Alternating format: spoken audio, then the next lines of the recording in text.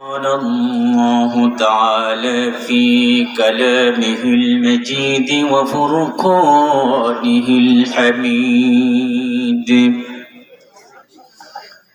أعوذ بالله من الشيطان الرجيم بسم الله الرحمن الرحيم فأما من طغى وآثر الحياة الدنيا فإن الجحيم هي المأوى وأما من خاف مقام ربه ونهى النفس عن الهوى فإن الجنة هي المأوى صدق الله العظيم. وقال الله تعالى في شان حبيبه مخبرا وآمرا إن الله وملائكته يصلون على النبي يا أيها الذين آمنوا صلوا عليه وسلموا تسليما شكلي درود پڑھی اللهم صل على محمد وعلى آل محمد كما صليت على إبراهيم وعلى آل إبراهيم إنك حميد مجيد اللهم بارك على محمد وعلى آل محمد كما باركت على إبراهيم وعلى آل إبراهيم إنك حميد مجيد لا إله إلا الله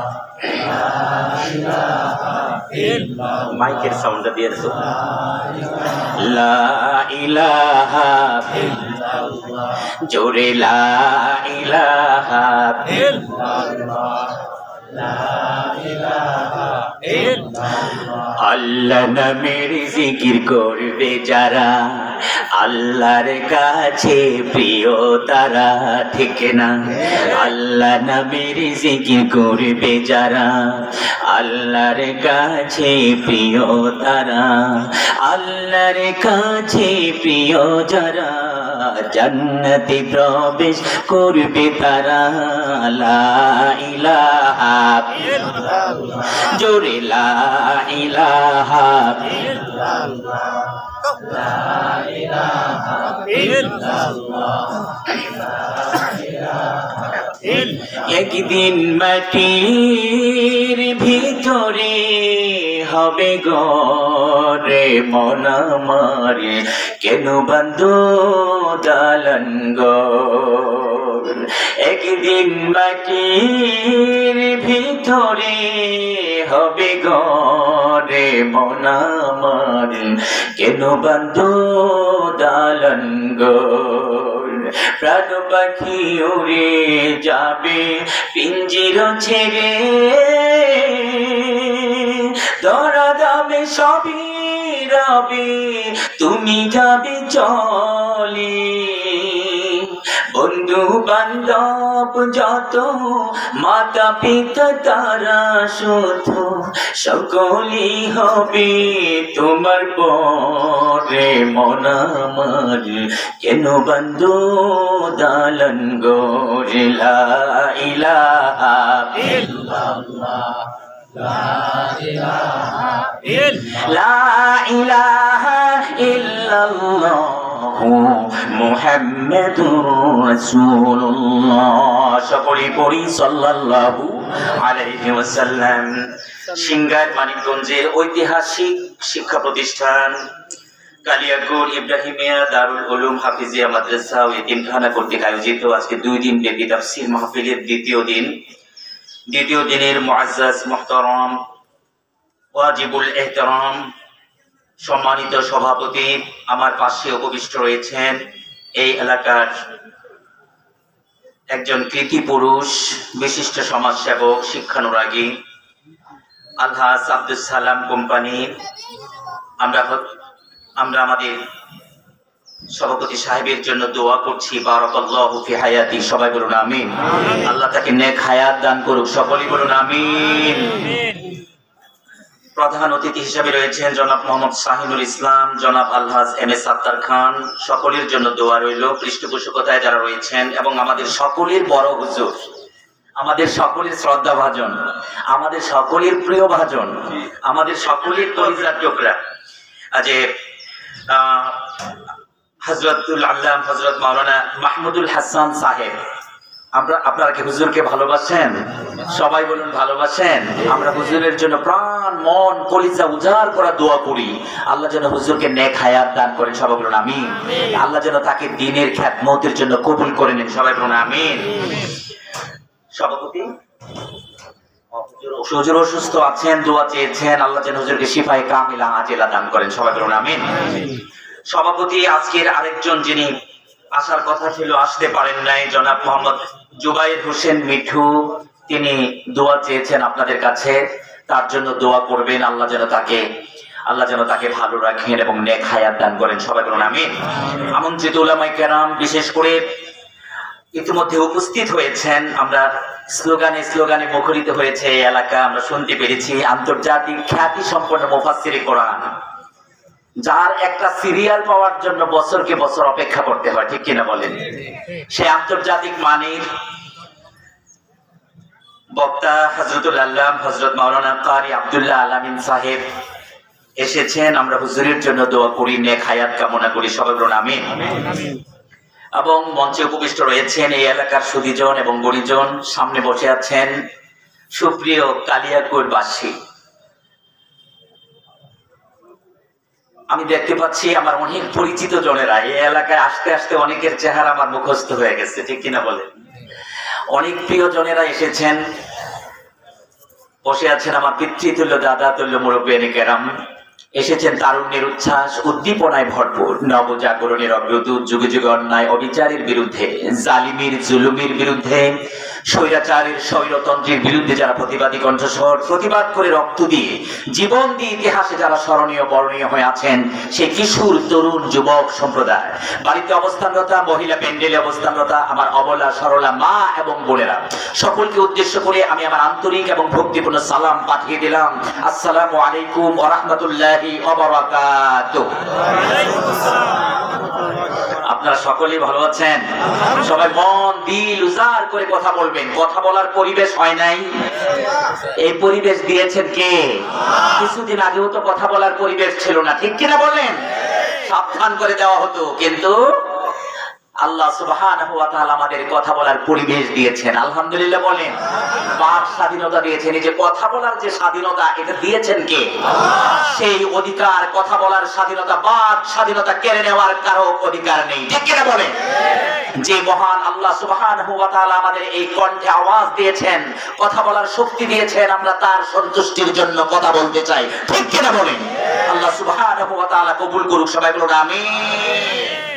সম্মানিত ভাইরা, যে মহান মাবুদ আমাদেরকে কথা বলার এই এনভায়রনমেন্ট, সুন্দর একটা পরিবেশ তৈরি করেছেন, যে মহান মালিক আমাদেরকে আজকে এই কোরআনের প্রোগ্রাম, পৃথিবীর শ্রেষ্ঠতম এনভায়রনমেন্ট, সবচেয়ে সুন্দর জান্নাতের এই বাগান, রহমতের এই বাগানে, রহমতের ছায়াতলে, যে মহান মালিক কোরআনের এই আঙিনায় আমাদেরকে আসার মতো, বসার মতো সুযোগ করে দিলেন, কথা বলার এবং শোনার মতো সুযোগ করে দিলেন, সেই মহান মালিকের দরবারে কালিমাতু শুকর আদায় করে সকলেই পড়ে নিচ্ছি আলহামদুলিল্লাহ। আর একটু সুরে আওয়াজ উঠবে, আলহামদুলিল্লাহ। রব্বানা লাকাল হামদ। হামদান কাসীরান তাইয়িবান মুবারাকান ফি। প্রশংসা করলাম কার?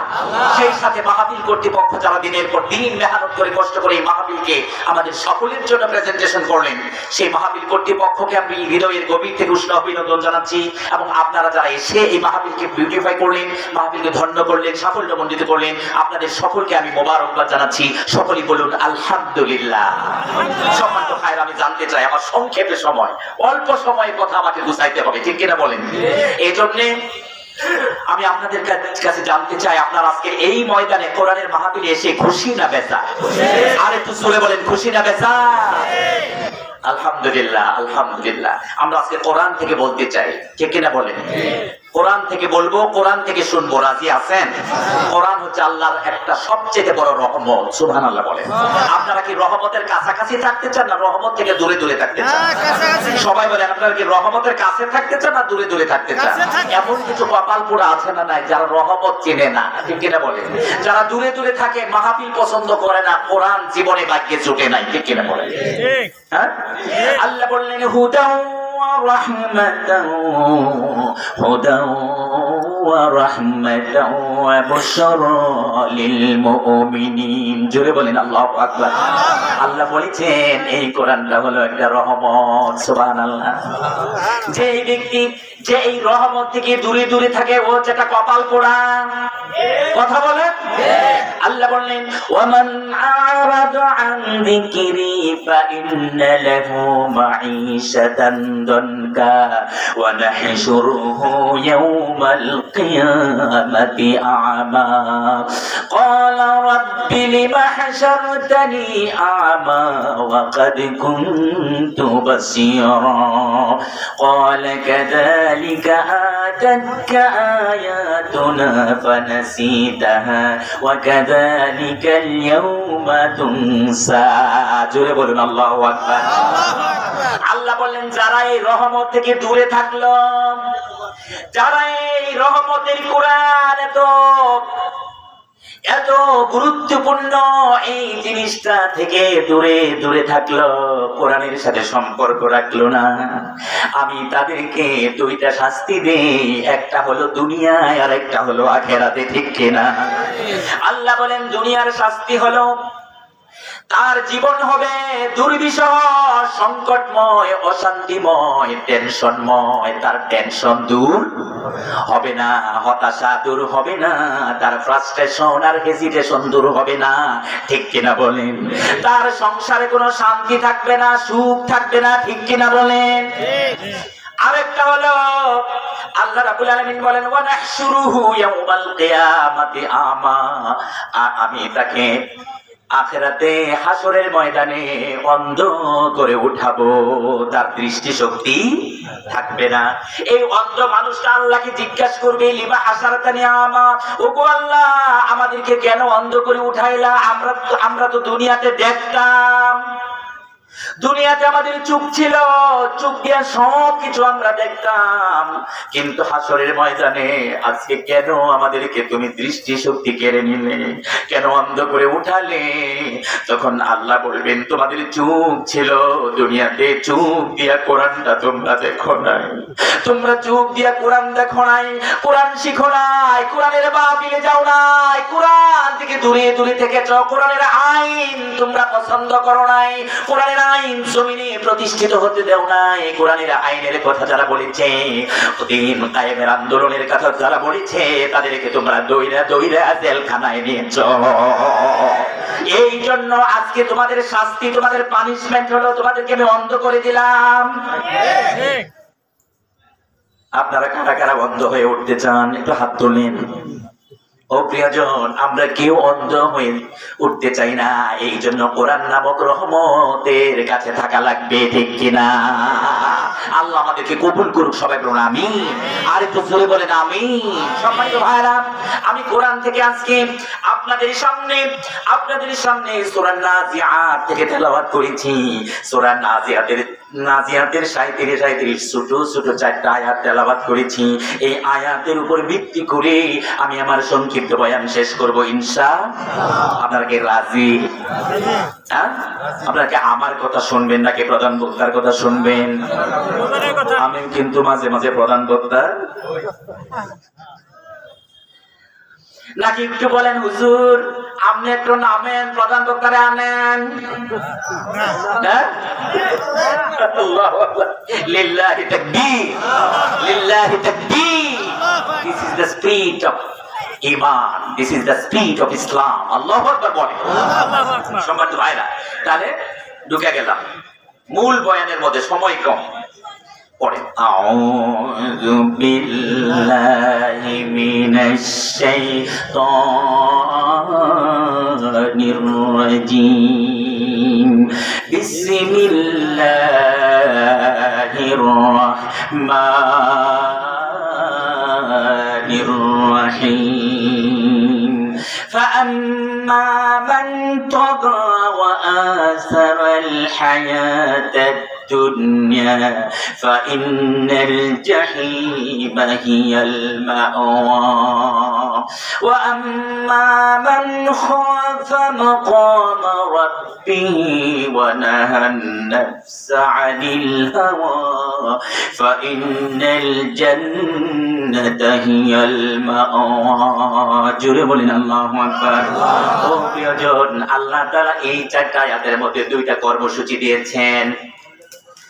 এই 4টা আয়াতের মধ্যে আল্লাহ তাআলা জান্নাতে যাওয়ার কর্মসূচি দিয়েছেন এবং জাহান্নামে যাওয়ার কর্মসূচি ঘোষণা করেছেন। জোরে বলেন আল্লাহু আকবার। আল্লাহু আকবার। আমরা কি জান্নাতে যেতে চাই নাকি জাহান্নামে? জান্নাতে। কারা কারা জাহান্নামে যেতে চায় একটু হাত তুলবেন। আমরা কি জাহান্নামে যাওয়ার জন্য আসছি?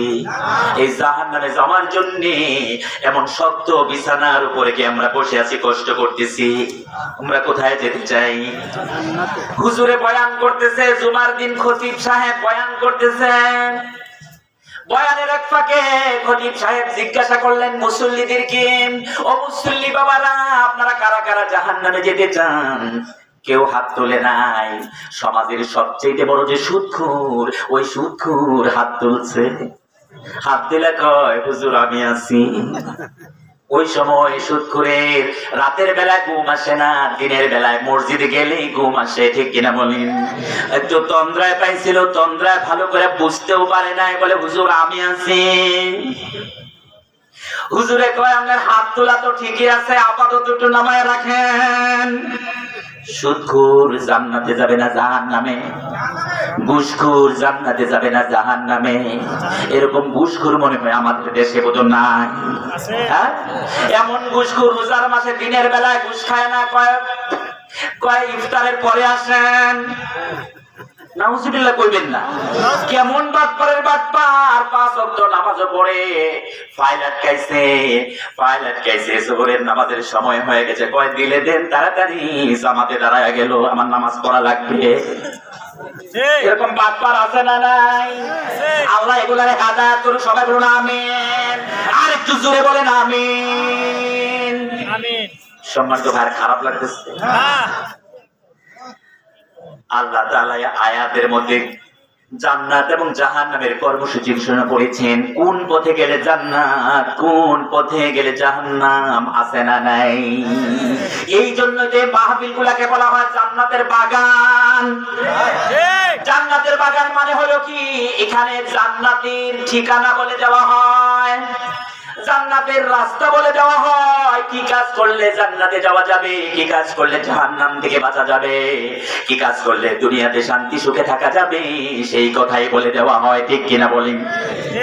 সম্মানিত ভাইরা, আপনারা তাহলে কারা কারা জান্নাতে যেতে চান একটু আল্লাহরে দেখায় দেন, আমারে দেখানোর দরকার নাই। আল্লাহর সিসি ক্যামেরায় উঠে যাক। লিল্লাহি তাকবীর, নারায়ে তাকবীর, নারায়ে তাকবীর, আল্লাহু আকবার। তুলো তাকবীর ধ্বনি ধরায় রে একেবারে, নারায়ে তাকবীর। এই যে তাকবীর দিলাম, এই তাকবীর কার? সবাই বলেন কার? আমাদের দেশে তাকবীর পছন্দ করে না এরকম একটা দল আছে না নাই? এই তাকবীর পছন্দ করে না, ওরা বলে এটা হলো মৌলবাদীদের তাকবীর, নাউজুবিল্লাহ বলেন। অথচ আল্লাহ বলেছেন ওয়া রাব্বাকা ফাকাব্বির, তুমি তোমার রবের শ্রেষ্ঠত্ব ঘোষণা করো। বড় গলা নাকি ছোট গলায়? বড় গলায় তোমরা তোমাদের রব আল্লাহর শ্রেষ্ঠত্ব ঘোষণা করো। আল্লাহ রাব্বুল আলামিন নিজেই শিখায়া দিয়েছেন। তাহলে ঈমানদারদের তাকবীর হলো নারায়ে তাকবীর, আল্লাহু। ওদের সুলকায় অসুবিধা নাই, ওদের ভালো লাগে না, ওদের কলিজা পুরে ছাই হয়ে যায়, ঠিক কিনা বলেন? আল্লাহ এই সমস্ত জালেমদেরকে হেদায়েত করুক। আল্লাহ তো জালেমদেরকে হেদায়েত করে না, আল্লাহ নিজেই বলছে আমরা যতই দোয়া করি জালেমদেরকে আল্লাহ হেদায়েত করে না। আল্লাহ বলেছেন ইন্নাল্লাহা লা ইয়াহদিল কওমাজ জালিমিন, আল্লাহ জালেমদেরকে হেদায়েত করে না, কারণ জালেমরা কোনোদিন অনুতপ্ত হয় না, জালেমরা কোনোদিন ভুল স্বীকার। তো ভুল স্বীকার যদি না করে, অনুতপ্ত যদি না হয়, তাহলে কেমনে হেদায়েত করবে? কথা বলো।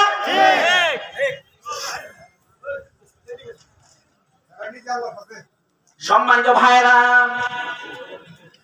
আজকে জান্নাতের বাগানে এসেছি, আমিও জান্নাতের পথ বলবো। আমাদের প্রধান বক্তা তিনিও বলবেন, আল্লাহ যেন আমাদেরকে জান্নাতের জন্য কবুল করে নেয়। সবাই বলুন আমিন। দেখেন তাহলে আল্লাহ কি বলেছেন প্রথম দুইটা আয়াতে। গভীর মনোযোগ দিতে হবে, কনসেন্ট্রেশন বাড়াতে হবে, একটা কথাও যেন বাস না পড়ে যায়, সবগুলো মেসেজ শিখা লাগবে, ঠিক কিনা বলেন? আল্লাহ তাআলা দেখেন কি বললেন। আল্লাহ বলেন ওয়া আম্মা মান তাগা ওয়া আসারাল হায়াতাদ দুনিয়া ফা ইন্নাল জাহিমা হিয়াল মাওয়া। আল্লাহ বলেন যে বা যারা অবাধ্য হলো, সীমা লঙ্ঘন করলো, বাড়াবাড়ি করলো, আল্লাহর একটা সীমা আছে না নাই? আল্লাহ এই পৃথিবীতে চলার জন্য একটা সীমা দিয়েছেন। আল্লাহ জায়েজ এবং না জায়েজের একটা সীমা দিয়েছেন, হালাল এবং হারামের একটা সীমা। কথা বলেন না কেন? দেয় নাই? আচ্ছা, আপনাদের কি জমিনের একটা সীমানা আছে না নাই? আপনাদের ক্ষেতের কি সীমানা আছে না নাই? এই সীমানা, আপনার সীমানায় কি আরেকজন আসতে পারবেন? আপনি কি আরেকজনের সীমানায় যেতে পারবেন? আরেকজনের ক্ষেত আপনি কি দখল করতে পারবেন? আপনার ক্ষেত আরেকজনে দখল করতে পারবে না, কারণ ক্ষেতের আইল আছে না নাই? আবার কিছু মানুষ এরকম আছে না নাই, আইল কাইটা নিজের ক্ষেত বড় করে। আল্লাহ, এগুলো কপাল পোড়া। একটু আরেকজনের ক্ষেতের আইল কেটে কি করে? বড় করে। নাউজুবিল্লাহ কইবেন। বাংলাদেশে মনে হয় নাই, আর মানিক ছোট নাই। আল্লাহ এগুলারও হেদায়েত করুক, সবাই বলুন আমিন। সম্মানিত ভাইরা,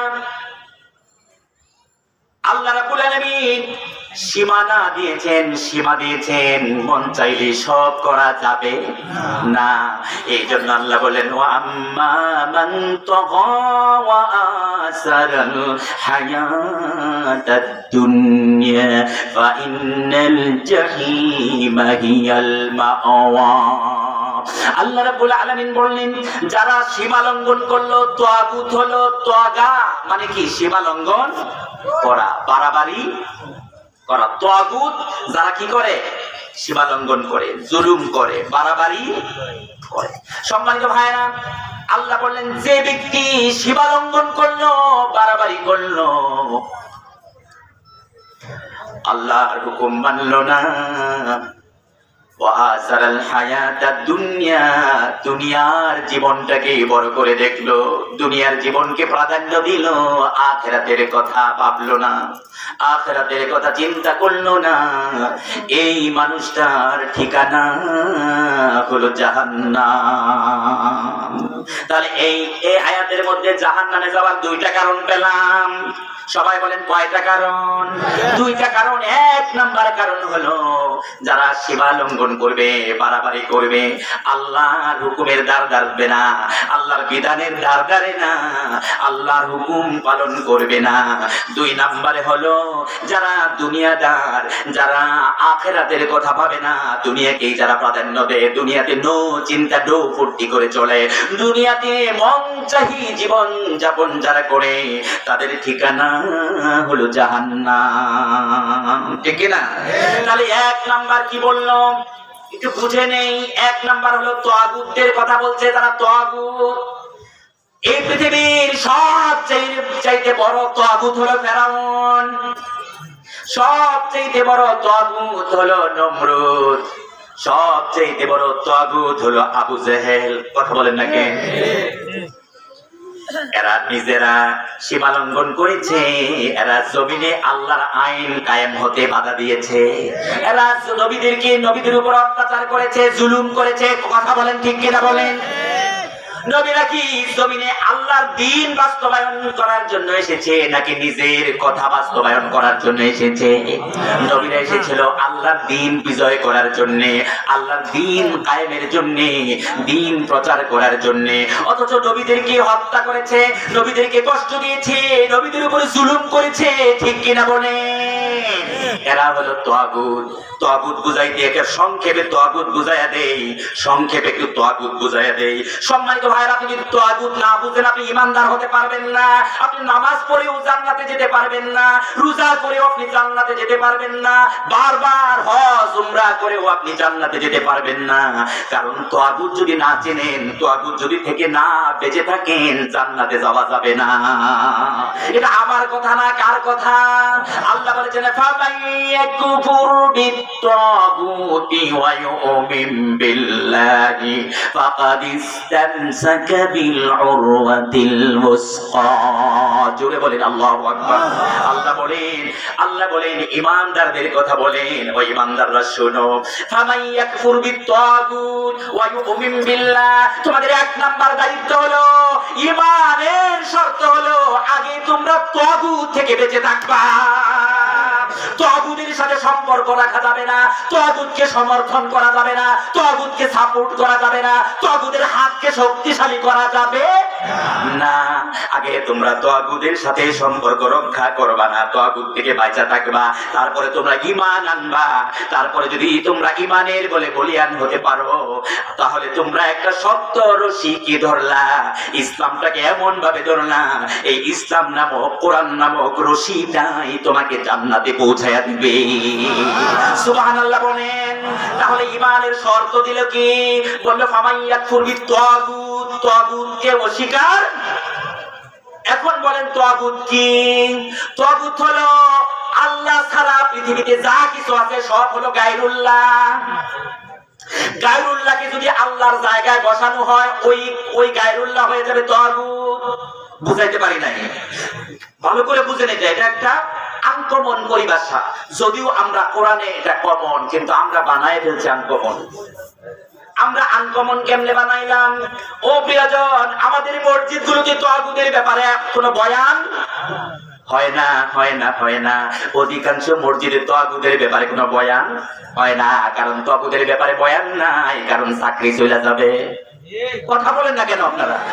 তাগুতের ব্যাপারে বয়ান দিলে আর চাকরি থাকে না, এই জন্য অধিকাংশ মসজিদে তাগুতের ব্যাপারে কোনো বয়ান, অধিকাংশ মাহফিলে তাগুতের ব্যাপারে কোনো বয়ান নাই। এমনও বাংলাদেশে বক্তা আছে কোনদিন জালেমের বিরুদ্ধে একটা কথা বলে নাই। ঠিক কিনা বলেন? কোনদিন জালেমের বিরুদ্ধে একটা কথাও বলে নাই, তাগুতের বিরুদ্ধে কোনদিনও একটা কথা বলে নাই, বরং তাগুতের সুবিধা খাইছে। ঠিক কিনা বলেন? মিষ্টি মিষ্টি কথা বলে, একটা হক কথা বলে না। অথচ নবীজি বলেছে যে হক কথা বলে না, ও বক্তা না, ও পীর সাহেব না, ও ইমাম সাহেব না, ও হুজুর না, ও হলো বুবা শয়তান। এটা আমার কথা না, কার কথা? নবীজি বলেছে যে হক কথা কয় না, ও কোনদিন আলেম হতে পারে না, ও হলো বুবা শয়তান। আপনারা কি আমাদেরকে বোবা শয়তান বানাইতে চান? সবাই বলেন বোবা শয়তানকে বানাইতে চান।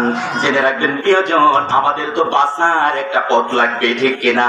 আল্লাহ যদি প্রশ্ন করেন, ও বক্তা তুমি তো মিঠা মিঠা মিষ্টি মিষ্টি কথা কইছো, কোনদিন তো তুমি একটা তিতা কথাও কও নাই, কোনদিন তো তুমি হক কথা বলো নাই। আল্লাহ আগুনের কাছি দিয়ে খতিবদের জিহ্বা কেটে দিবে, ঠিক কিনা? সম্মানিত ভাইরা, খারাপ লাগতেছে আমাদের? তাহলে তাগুত হলো কি? আমি আবার বলতেছি, তাগুতের সংজ্ঞা পৃথিবীতে আল্লাহ ছাড়া যা কিছু আছে সব হলো গায়রুল্লাহ। আল্লাহর জায়গায় যদি গায়রুল্লাহকে বসানো হয়, ওই গায়রুল্লাহ হবে তাগুত। বলেন তো ইবাদত হবে কার? পূজা হবে কার? আবার বলেন ইবাদত হবে কার? এখন যদি মূর্তির পূজা করা হয়, মূর্তির ইবাদত করা হয়, ওই মূর্তি হবে তাগুত। সিজদা হবে কার? এখন যদি কোন পীর সাহেবকে সিজদা দেওয়া হয়, ওই পীর সাহেব হলো তাগুত। ঠিক। কোন কবর, কোন মাজারে যদি সিজদা দেওয়া হয়, ওই কবর মাজার হয়ে যাবে তাগুত। ঠিক। সূর্য পূজা, চন্দ্র পূজা, পাথর পূজা, আগুন পূজা যদি করা হয়, ওগুলো হয়ে যাবে তাগুত। ঠিক। বুঝাইতে পারতেছি? ঠিক। আর একটা কথা বলি, জমিকার, জমিনে আইন চলবে কার? এখন আল্লাহর আইন বাদ দিয়া যদি মানুষের বানানো আইন চলে, যারা আল্লাহর আইনকে পাশ কাটায়া চলে, আল্লাহর আইনকে বাদ দিয়া মানুষের নিজেরা আইন বানায়া নেয়, ওরাও হলো তাগুত। বুঝাইতে পারতেছি? হ্যাঁ, মনে থাকবে? থাকবে তো? যারা আল্লাহর আইন বাদ দিয়া জমিনে নিজেরা আইন বানায়া নেয়, ওই আইন প্রণেতা যারা, তারাও হলো তাগুত।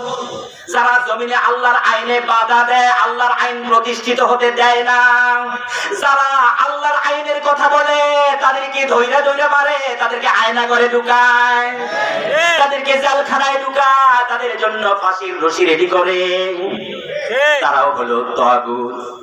বুঝাইতে পারি নাই? ও প্রিয়জন, গভীর মনোযোগ দেওয়া লাগবে। ফেরাউন তো এই কাজটাই করেছে। ফেরাউন মুসাকে তার কাজ করতে দেয় নাই, বাধা দিয়েছে। আবু জেহেলরা বিশ্ব নবীকে প্রতি পদে পদে বাধা দিয়েছে, ঠিক কিনা বলেন? নমরুদ ইব্রাহিম আলাইহিস সালাতু ওয়াস সালামকে বাধা দিয়েছে। কিয়ামত পর্যন্ত যারা দ্বীনের পথে বাধা দিবে, তারাই হলো তাগুত।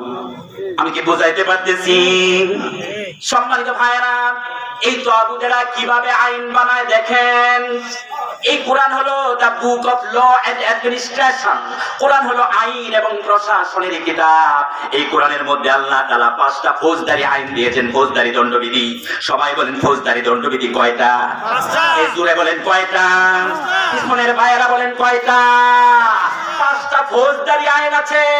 ওই আইনগুলো আমাদের জমিনে নাই, এই আইনগুলোর পাল্টা অন্য আইন আছে, ঠিক কিনা বলেন? আচ্ছা বলেন তো, এই কোরআনে নামাজের আইন আছে না নাই? রোজার আইন আছে না নাই? হজ যাকাতের আইন আছে না নাই? একই রকম চুরির আইন আছে না নাই? আছে। তাহলে নামাজ তো আমাদের সমাজে আছে, চুরির আইনটা কি আছে? আছে? কিতাবে আছে। কোথায় আছে? কিতাবে আছে, খাতায় আছে, গোয়ালে নাই। হ্যাঁ, কিতাবে আছে, জমিনে নাই। সম্মানিত ভাইরা, কাদের জন্য নাই? ও প্রিয়জন, তাগুতদের জন্য নাই। কারণ তাগুতরা যারাই এই কথাগুলো বলে, তাদেরকে জঙ্গি মামলা দেয়, তাদেরকে ধৈরা ধৈরা জেলখানায় ভরে, ঠিক কিনা বলে? আরে গজব কি এমনি আসছে? গজব তো এমনি আসে নাই। সম্মানিত ভাইরা, 5টা ফৌজদারি দণ্ডবিধি শিখে নেন, এগুলো সূরা নূরের মধ্যে আছে। 1 নাম্বার, চুরি, ডাকাতি, দুর্নীতির জন্য একটা আইন। চুরি, ডাকাতি, রাহাজানি, হাইজাকারি, সাদাবাজি আর দুর্নীতির জন্য একটা আইন। হাত কেটে দাও। কি আমার কথা নাকি? হ্যাঁ, 5টার মধ্যে মাত্র একটা বললাম। আল্লাহ বলছে হাত কেটে দাও, হাত যদি একটা দুইটা দুর্নীতিবাজের হাত যদি কেটে দিতে পারো তাহলে দেখবা জমিনে কোনো চোর বাটপার থাকবে না। জোরে বলেন আল্লাহু আকবার, আর একটু জোরে বলেন আল্লাহু আকবার। এই কোরআন এসেছে মানুষের জীবন পরিবর্তনের জন্য, কোরআন এসেছে সমাজ ব্যবস্থা পরিবর্তন করার জন্য, কোরআন এসেছে রাষ্ট্র ব্যবস্থা পরিবর্তন করার জন্য, আদর্শ সৎ আমানতদার মানুষ বানানোর জন্য। ঠিক কিনা বলেন? সম্মানিত ভাইরা, তাহলে আজকে আমাদের দেশে দুর্নীতিবাজ তো নাই মনে হয়। আরে ভাই, একটা দরবেশের কথা বলি, অন্যদের কথা না বললাম, দরবেশ। সবাই বলেন কি বেশ? আর একটু জোরে বলেন কি বেশ?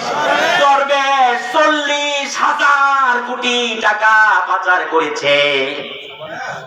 1,000 2,000 টাকা নয়, 40,000 কোটি টাকা দেশের টাকা মাইরা বিদেশে পাঠাইছে। ঠিক কিনা বলে?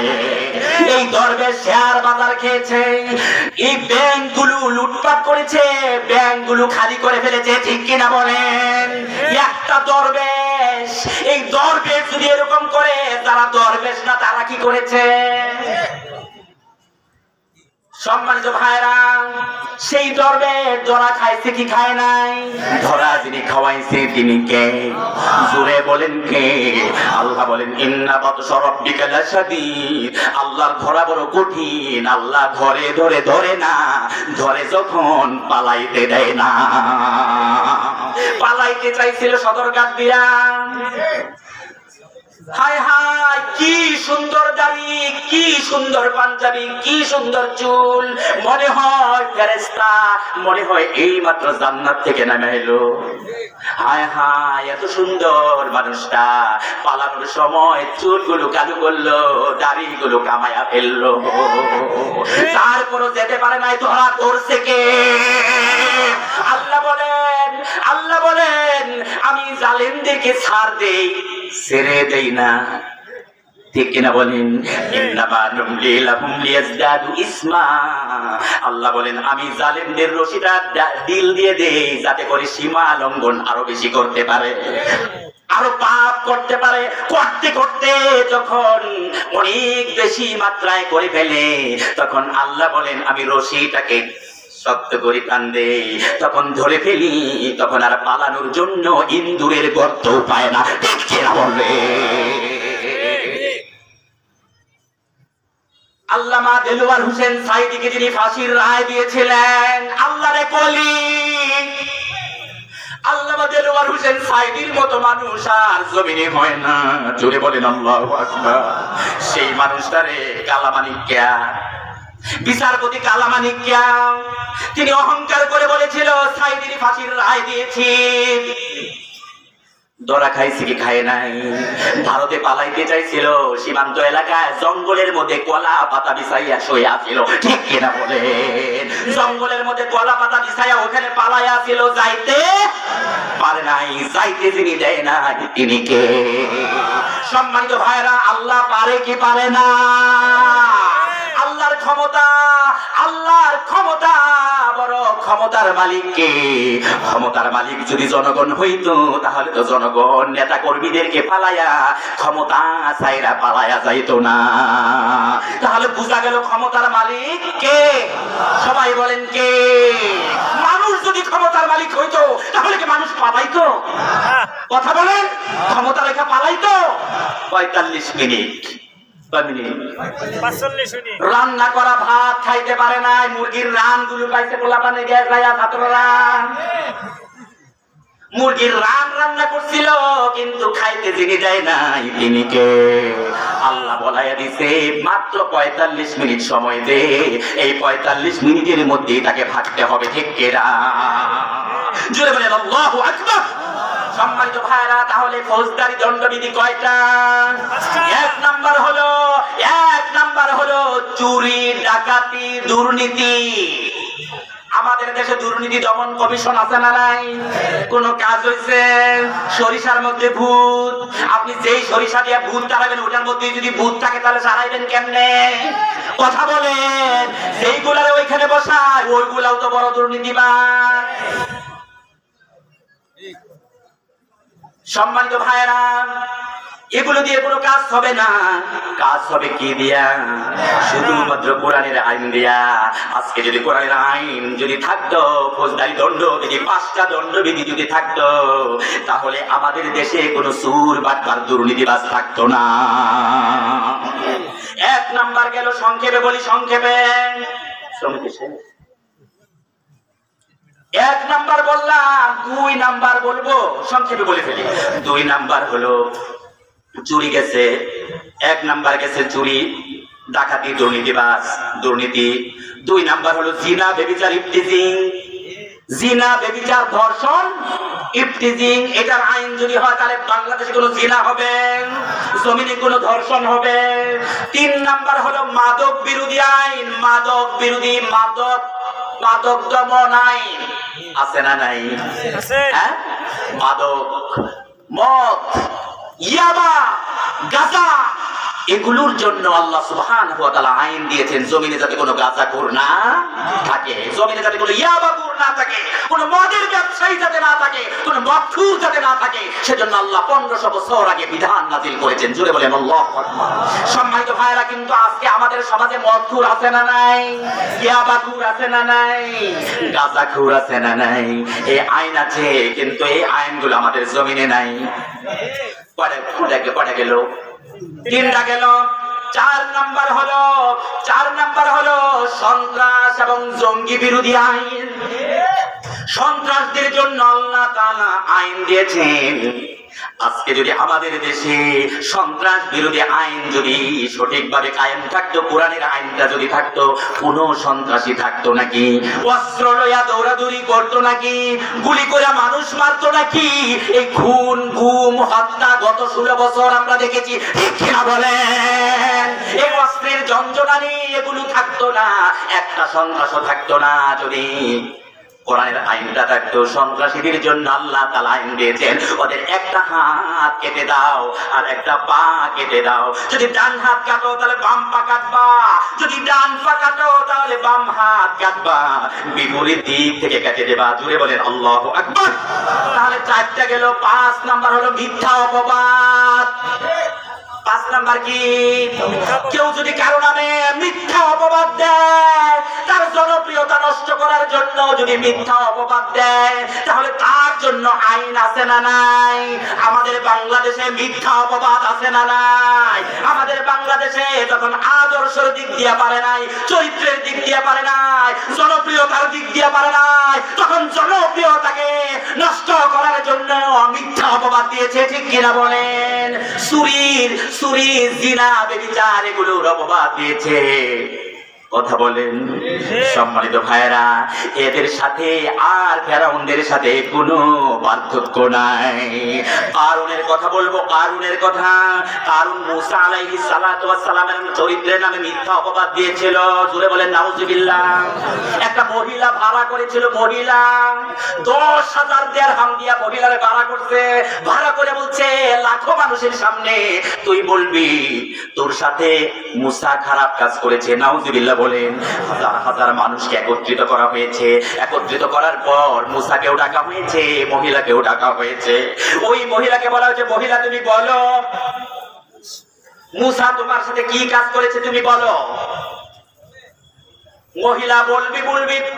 এমন সময় মুসা পয়গম্বর ওই মহিলাকে বলেছে, মহিলা গো তুমি আল্লাহকে ভয় করো। জোরে বলেন আল্লাহু আকবার। আল্লাহ কিন্তু একজন আছেন, তিনি কিন্তু সব জানেন। ও মহিলা তুমি সত্য করে বলো, আমি কি সত্যি তোমার সাথে এমন কাজ করেছি? আমি কি তোমার সাথে জিনার মতো এত নিকৃষ্ট কাজ আমি করেছি? তুমি সত্য করে বলো, আজকে তুমি মিথ্যা বলো না, মিথ্যা বলবা না। জেনে রাখো এই দুনিয়ায় কিন্তু স্থায়ীভাবে থাকা যাবে না, একদিন হাসরের ময়দানে যাওয়া লাগবে, ঠিক কিনা? ওই মহিলার হাত পা কাঁপা শুরু হয়ে গেল, কাঁপুনি শুরু হয়ে গেল। আল্লাহর নবীর সামনে, মুসা পয়গম্বরের সামনে কাঁপতে শুরু করলেন আর সত্য কথাটা বলে দিলেন। বললেন মুসা পয়গম্বর তাহলে শুনুন, সত্য ঘটনা শুনুন। এই কারুন ফেরাউনের লোক, এই কারুন আমাকে ভাড়া করেছে, টাকা পয়সা দিয়ে আমাকে ভাড়া করেছে, আমি যাতে করে আপনার জনপ্রিয়তা নষ্ট করি, আমি যাতে করে আপনার বিরুদ্ধে বলি, এই জন্য আমাকে ভাড়া করা হয়েছে। মুসা আলাইহিস সালাতু ওয়াস সালাম আল্লাহকে বললেন, আল্লাহ ও রব, এটা কেমন করে হয়? মানুষের ষড়যন্ত্র তো কঠিন ষড়যন্ত্র। আল্লাহ বলেন, মুসা গো, তুমি চিন্তা করো না, তুমি বলো তুমি কি দোয়া করতে চাও, এই কারণের বিরুদ্ধে তুমি কি দোয়া করবে করো, আমি তাই কবুল করব। মুসা আলাইহিস সালাতু ওয়াস সালাম বললেন, আল্লাহ আমি কারুনকে জমিনে দেখতে চাই না, আমি কারুনকে জমিনের উপরে দেখতে চাই না, আল্লাহ তুমি জমিনের উপর থেকে ওকে নিয়ে যাও, ধ্বংস করে দাও। জোরে বলেন আল্লাহু আকবার। আল্লাহ বললেন, মুসা তোমার দোয়া কবুল। সুবহানাল্লাহ বলেন, তোমার দোয়া কবুল। আল্লাহ জমিনকে বললেন, জমিন তুমি ফাঁক হয়ে যাও আর কারুনকে তুমি গিলে খাও। সেই কথাটা কোরআনে আছে না নাই? আল্লাহ বলে, ফাখাসাফনা বিহি ওয়া বিদারিহিল আরদা ফামা কানা লাহু মিন ফিআতিন ইয়ানসুরুনা। আল্লাহ বলেন, জমিন তাকে গিলে খাইলো, তার সম্পদগুলো সহ, তার বাড়ি সহ তাকে গিলে ফেললো। জোরে বলেন আল্লাহু আকবার। কিয়ামত পর্যন্ত নবীজি বলেছেন, কিয়ামত পর্যন্ত গিলতেই থাকবে। আল্লাহু আকবার। সম্মানিত ভাইরা, আল্লাহ আছে না নাই? ওই আল্লাহ মাঝে মাঝে কিছু দেখায়, ঠিক কিনা বলেন? আল্লাহ তবু আল্লাহ আমাদেরকে হক পথে, হকের পথে কবুল করুক। সবাই বলুন আমিন। আর একটু জোরে বলেন আমিন। কয়েক মিনিটের মধ্যে গুছায় ফেলি। তাহলে এক নাম্বার, যারা সীমা লঙ্ঘন করবে, যারা বাড়াবাড়ি করবে, যারা তাগুত হবে, যারা তাগুতের পক্ষ অবলম্বন করবে, তাগুতকে সমর্থন যারা করবে, তাদের ঠিকানা কোথায়? দুই নাম্বার, জান্নাতের কথা বললেই বয়ান শেষ। দুই নম্বরে আল্লাহ তাআলা বললেন, ওয়া আম্মা মান খাফা মাকামা রাব্বিহি ওয়া নাহান নাফসা আনিল হাওয়া ফা ইন্নাল জান্নাতা হিয়াল মাওয়া। জোরে বলেন আল্লাহু আকবার। আল্লাহ বললেন, যারা আল্লাহকে ভয় করে, কারে ভয় করে? আসরের ময়দানকে ভয় করে। আল্লাহর বিচারের আদালতে দাঁড়াতে হবে, আল্লাহর বিচারের কাজ করায় দাঁড়াতে হবে, জীবনের সব কাজের হিসাব দেওয়া লাগবে। ওই দিনকে যারা ভয় করে, জবাবদিহিতার অনুভূতি যাদের ভিতরে আছে, আর যারা নফসের গোলামি করে না, গোলামি করে কার? যারা নফসের গোলামি করে না, গোলামি করে কার? এই দুইটা কাজ যারা করে, তাদের ঠিকানা হলো জান্নাত। সুবহানাল্লাহ। জোরে বলেন আল্লাহু আকবার। সম্মানিত ভাইরা, আমরা জান্নাতে, জান্নাত হলো আমাদের টার্গেট। আমাদের টার্গেট কি? একমাত্র ঈমানদারদের টার্গেট কি? আমাদের স্বপ্ন কি? আমাদের স্বপ্ন, আমাদের টার্গেট, আমাদের গোল, আমাদের জীবনের লক্ষ্য হলো জান্নাত। আল্লাহর সন্তুষ্টির মাধ্যমে জান্নাতে যাওয়া, ঠিক কিনা? সম্মানিত ভাইরা, তাহলে জান্নাতে যাওয়ার জন্য কয়টা কাজ করা লাগবে? এক নাম্বার কাজ হলো ভয় করা লাগবে। কারে? আল্লাহর ভয় মানুষকে জান্নাতে নিয়ে যায়। নবীকে প্রশ্ন করা হলো, ইয়া রাসূলুল্লাহ, বলুন তো ইয়া রাসূলুল্লাহ, সুইলা রাসূলুল্লাহ সাল্লাল্লাহু আলাইহি ওয়াসাল্লাম আন আকসারা মা উদখিলাল জান্নাহ। নবীকে জিজ্ঞাসা করা হয়েছে, ইয়া রাসূলুল্লাহ, কোন জিনিস মানুষকে বেশি বেশি করে জান্নাতে নেবে? নবীজি বললেন, দুইটা জিনিস মানুষকে বেশি বেশি করে জান্নাতে নেবে। একটা হলো আত-তাকওয়া, একটা হলো আল্লাহর ভয়, আল্লাহর ভয়। সুবহানাল্লাহ। আর দুই নাম্বার হলো উত্তম চরিত্র। কি? সবাই বলেন কি? আমাদের নেতাদের মতো চরিত্র না। কি চরিত্র? আমরা তো নেতাদের পিছনে বলি, কি বলি? হ্যাঁ, আমার নেতা, আমার ভাইয়ের চরিত্র ফুলের মতো পবিত্র, নামাজ পড়ে না, হায় হায় হায়, অথচ সার্টিফিকেট দিয়ে দিলাম কি? জনদরদি, গরিবের বন্ধু।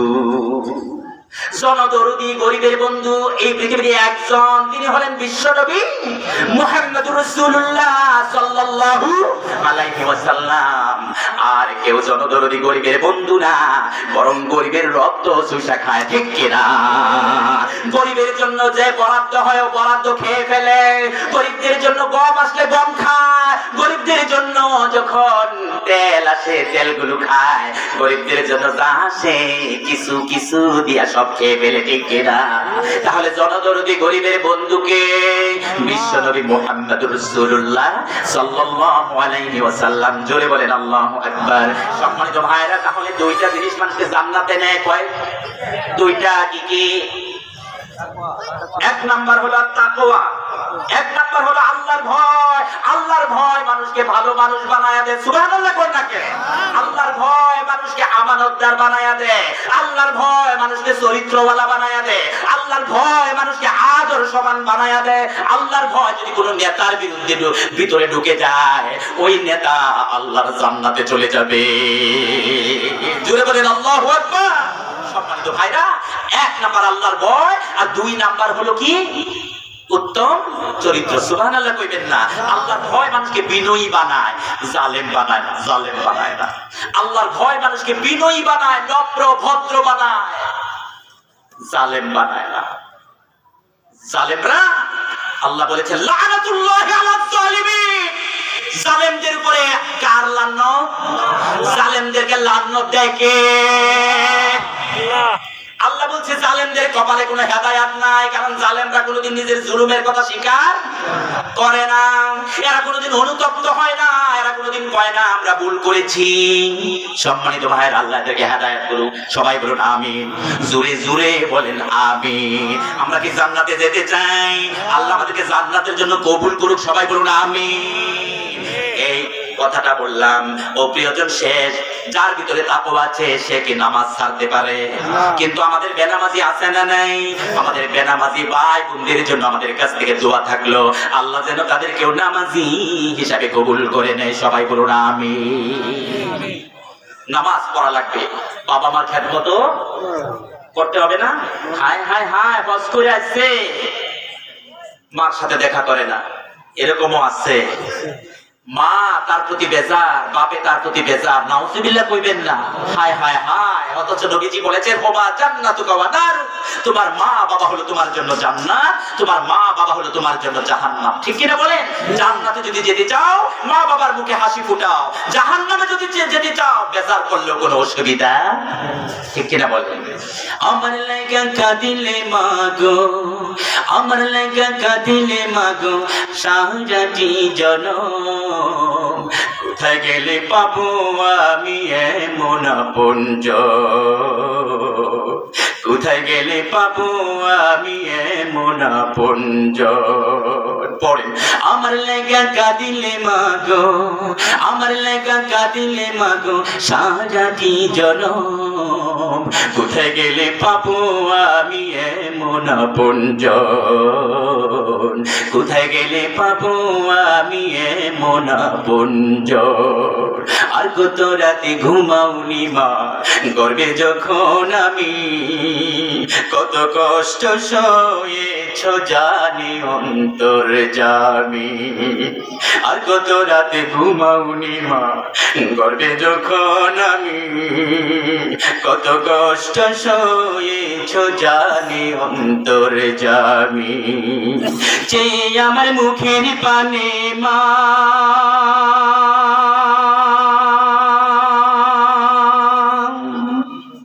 চেয়ে আমার মুখের পানে মা, প্রিয় মা,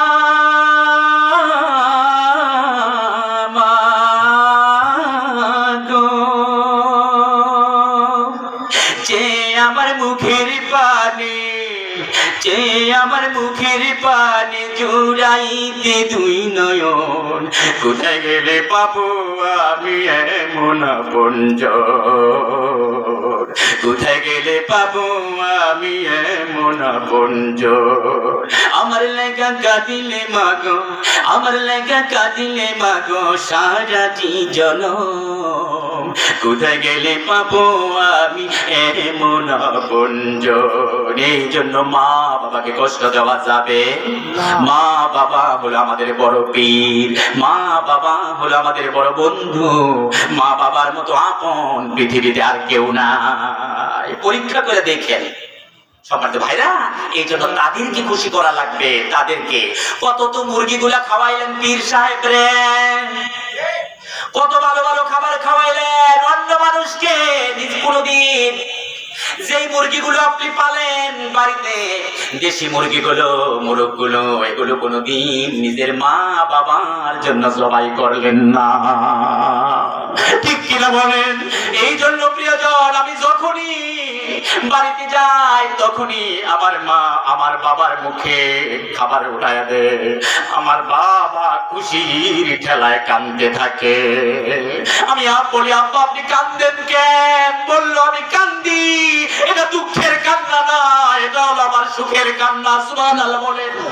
এটা হলো আমার সুখের কান্না, এটা হলো আমার শান্তির কান্না, এটা আমার দুঃখের কান্না নয়। বাজান, তোমার মতো আলেম আমার সন্তান আমি দেখলে আমার কলিজা ভরে যায়। সুবহানাল্লাহ বলেন।